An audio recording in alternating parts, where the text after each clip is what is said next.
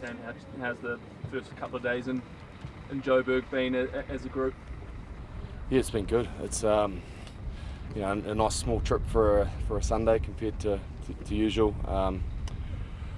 We're able to get a lot of recovery work in that first 24 hours or so, and then yesterday a good look at sort of opportunities missed and areas to get better at. Then we've come out here today, and I thought we had a pretty sharp training run. We're starting to put a lot of those things and making improvements really, so it's been a good few days. Has there had to be a few honest conversations, maybe, particularly among the leadership group after the first test? Yep, but I think that feels like that's always the case in this team. You can be brutally honest with each other, and it's never personal. It's just about trying to get better, and sometimes it takes, we're learning off an individual's error so that the team can get better as a whole. How important or extra significance does the captaincy and the leadership as a whole, I suppose, take on in a week like this? I think it's always hugely important.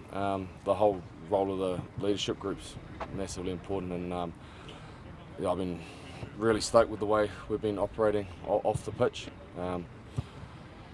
So we'll continue and keep working hard. I think, although we're obviously not happy and when we're disappointed with the results side of things, it's not through a lack of trying or effort or the work that's going on during the week. So on that side of things, like it's a good camp to be involved in, because everyone's the attitude, like I say, couldn't ask for anything more in that regard. The frustrating part is that it's not quite translating to the field yet, but if there's one thing I know, like, as long as we're putting all the right steps in terms of the preparation, we'll get there and it'll come.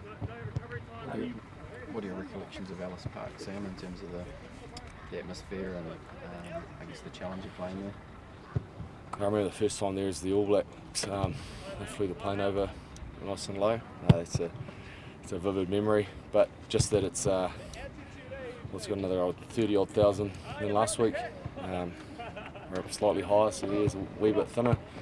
I remember driving in, and the fans are slapping on the bus and making plenty of noise. So it's a hostile environment, but I think we quite like playing in places like this that really test you. I think I've said it before. I might have said it on the weekend. It sort of feels like it's the 15 out there versus the 15 Springboks plus the whole crowd. So they were massive challenges.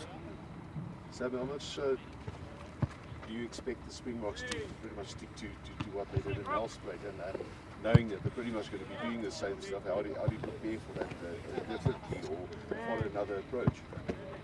Yeah, look, I think it's been said a few times. They know their game really well and they execute it extremely well. So, and I mean, I think there's 15 odd contestable kicks and we only took 5 of them. So, they had great success in that area. I expect them to keep going there.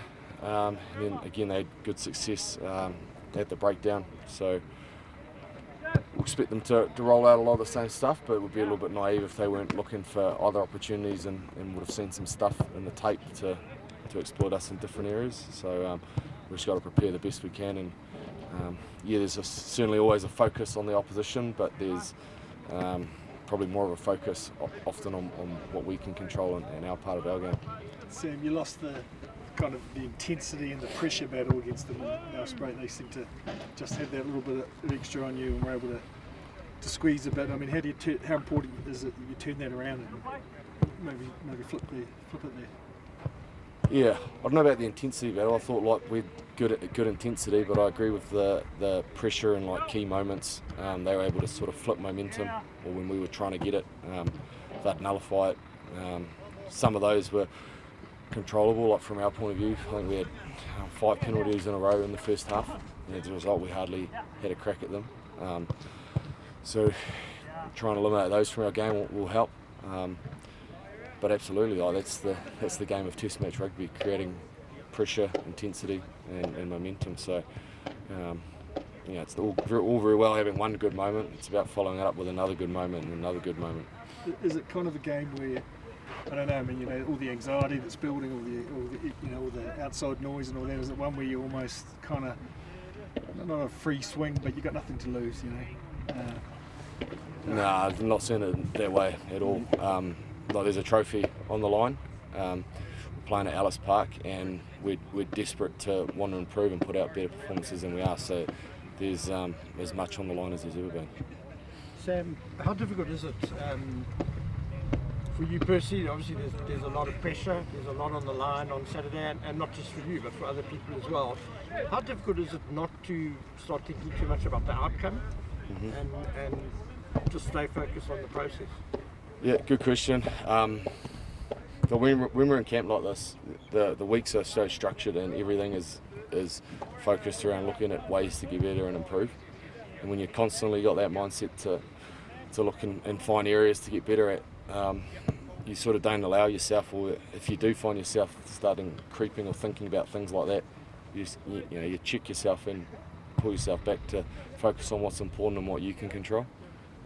Just put all the energy and focus into that, because I think we all know within the team and within professional sport, if you start focusing on the outcome, it's always the process and the little steps that go into that get the outcome you're after. So no point doing it the other way around.